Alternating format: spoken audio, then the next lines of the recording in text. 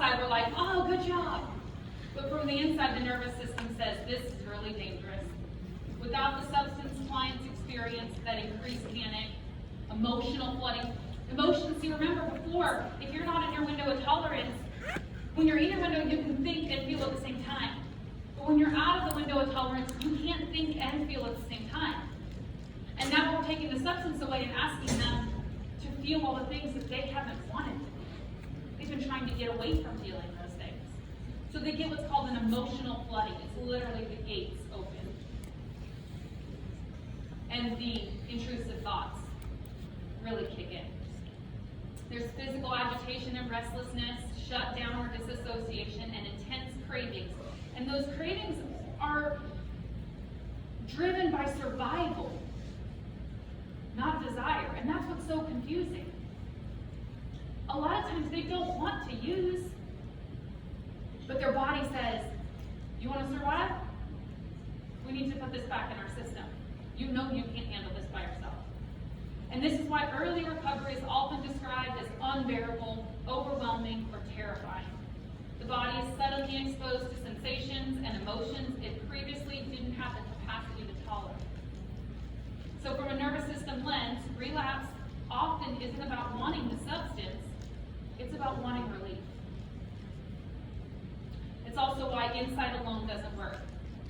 We can't talk our clients into this change. They cannot talk themselves into this change. And clients can know it's bad for them. They can know they're going to lose everything. They can know they don't want this life and still return to it. Because when the nervous system is dysregulated, survival will override logic. The survival of the body will override logic. So, a critical shift. Stopping use without increasing regulation leaves the body defenseless. Let me say that again. Stopping use without increasing regulation will leave the body defenseless. And that's why safety, stabilization, and the replacement of regulation strategies are essential. They're not optional. In substance use involved work, we don't ask someone to give up their life raft before teaching them how to swim. We do not ask them to give up their life raft before teaching them how to swim, or at least simultaneously doing it. So a lot of times what we call non-compliance is a behavior that doesn't make sense to us. We're like, why would you not comply? You've got this whole support network. It's a behavior that doesn't make sense to us within the system's expectations. But when we pause to look at it through a nervous system lens, many of these behaviors start to make a lot more sense. Avoiding the phone calls. Y'all got that? They don't answer your call? Especially with all this caller ID now. And now they have the one that you have to tell who you are before they can answer. I don't know how to set that up, but I get that a lot. Missing appointments. Being guarded or defensive. Relapse. Let me talk about the guarded or defensive. I want you to think about the last time that you felt shame and embarrassment. Pull it up. Can you find it? The memory? Do you notice where it is in your body? We have two different responses we're going to have when we feel shame. I'm going to have them, I don't know about you, but I'm going to do both of these. First, I'm going to become defensive. I'm going to blame somebody else, right? Well, if they would have done that, this wouldn't have happened. We become defensive. The second thing that I'm going to notice is then I'm going to withdraw and become isolated. So notice your client's behavior. Go back to the client that we thought about earlier today, the difficult client. They're shifting between defensiveness and isolation. Guarded and defensive. Oftentimes we're going to see people relapse after stressful interactions. Where do the stressful interactions happen? Usually in a system, somewhere. We're going to see them shut down in meetings. And they're often not signs of resistance, they're signs of that threat activation. You know, they're in a system that represents loss. Loss is scary. Loss of children, loss of freedom, loss of housing, loss of dignity, loss of control over their own bodies and their own choices. So I want us to be able to reframe non-compliance as a signal instead of a failure. So we want to shift the question. Why won't they do what they're supposed to do?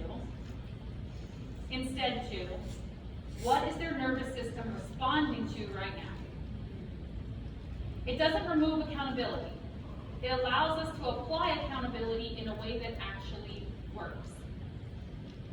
What is this behavior signaling, and what support is needed? And I want you to think of it for yourself. What is this signal? What's happening for me in my nervous system? What do I need?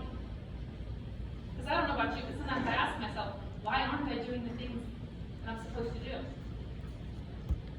What's happening? Even Paul says, why do I do the things I hate? So when a person is dysregulated, they're in survival brain, not in the thinking brain. Substance use often starts as a solution, not as a problem. So it's usually starting as the solution, and then it becomes the problem. And you can't shame your nervous system into safety. So what's important to know is you cannot reason someone out of a survival state, you cannot threaten someone into regulation, and you cannot shame a nervous system into safety. Compliance requires access to this thinking brain. And thinking brain only comes online when the nervous system feels safe enough. So how can we apply that into the work that we do? The presenter before talked about stigma. What are some of the stigma beliefs, the common stigma beliefs in the work that we do? What are some of the common phrases you hear? Non-compliant. Manipulative. How many times have you felt like this client is super manipulative? Unmotivated. Or this one, they choose drugs over their children. Stigmatized language. So stigma also shows up structurally. The behaviors we want to eliminate, avoidance, resistance, relapse, are often intensified by the stigma meant to control them. We talk about stigma in systems. We know that stigma is rarely intentional. It's often embedded in processes, in the language we use, in the expectations that were designed for efficiency or control, but not for the nervous system's safety.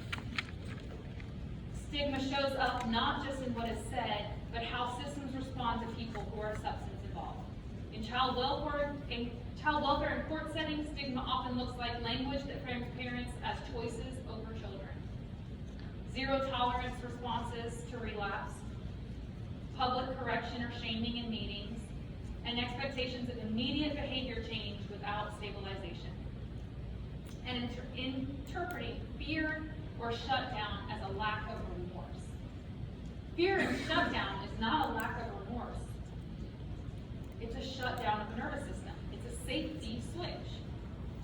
So in medical settings, the Attorney General ahead of me talked about how doctors and medical officers can use stigmatizing language, minimizing pain or symptoms, assuming drug seeking rather than distress, shortening visits with less explanation. I've seen it myself. Talking about their client instead of to them, using tones that signal disbelief or frustration. And in juvenile probation we see increased surveillance rather than support. Punitive responses to dysregulation, interpreting emotional reactions as manipulative, and viewing relapse as willful defiance instead of loss of regulation. In therapy, labeling clients as not ready or not motivated. Withdrawing warmth after setbacks. We get excited for our clients that are doing well. And we will praise and praise and praise them. And when they go backwards, sometimes we'll withdraw that warmth. Do it with our kids too. Expecting insight before safety is established. And what all of these have in common is they increase threat. And when threat increases, honesty decreases, engagement decreases, and regulation decreases. And the more systems a person is involved with, the greater cumulative nervous system is overloaded. So each interaction that might feel small to a system, it stacks up for a client. And how many times are our clients in multiple systems? A lot of times. So the systems unintentionally communicate, you're being watched. Y'all are being watched. You're one mistake away from losing everything, and we don't trust you. And the nervous system responds by protecting itself. So reducing stigma doesn't remove accountability. It means delivering accountability in a way that the nervous system can receive it. So where do you show this where does this show up for you guys in your roles, in your systems?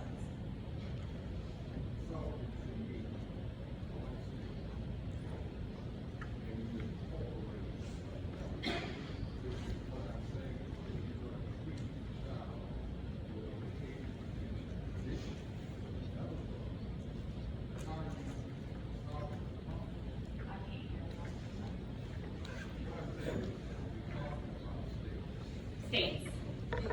Stigma. Talking about stigma. We're talking about behavior.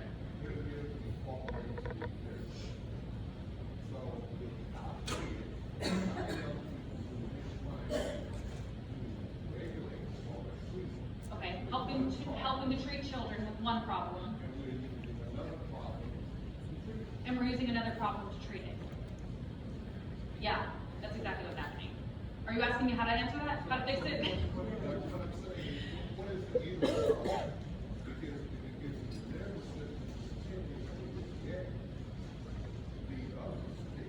Okay, if the nervous system continues to reject the other state, this actually happens a lot in therapy. Or let's say they have a trauma history and they're doing substance abuse treatment, right?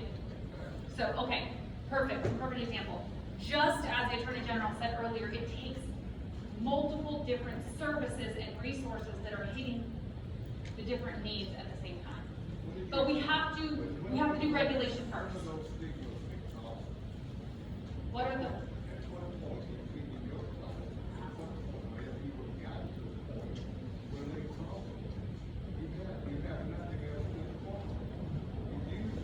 Okay.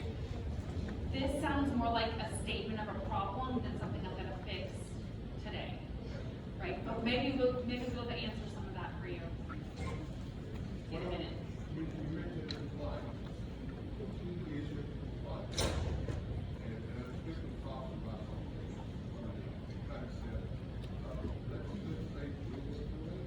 Okay, well, let me come back to you, okay? Because people can't hear you, and so they're not hearing what we're even talking about. So pausing it. It's okay, we'll come back to it. So how does stigma impact outcomes?